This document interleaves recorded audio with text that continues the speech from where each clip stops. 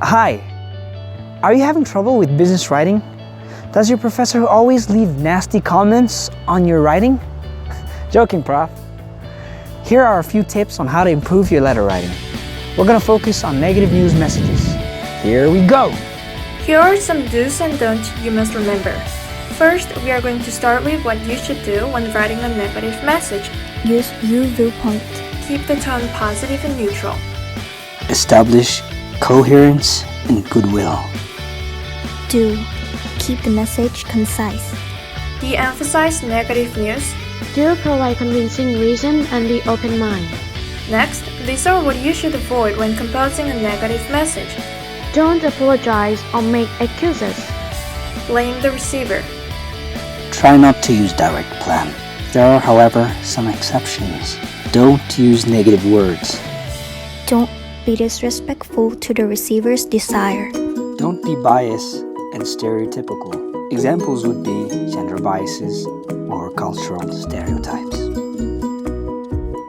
Bad example. We are very sorry for telling you that we have to reject your job application as it doesn't meet the term requirements of our company. What is wrong with this context? First, do not apologize in letter. And second, it doesn't use you viewpoint. Correction. You were a strong candidate, however, your attributes were slightly different from what our company pursues. Next bad example is, we cannot refund product because your request too late.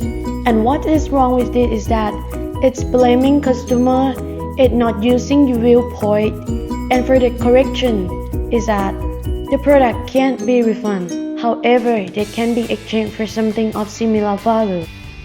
The last bad example is this.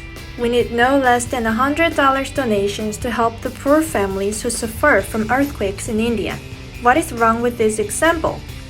The negative news is too straightforward and it uses biased language by using the poor families. Here's how you can rewrite it. The less fortunate families were suffering from the earthquake in India. Any amount would be helpful.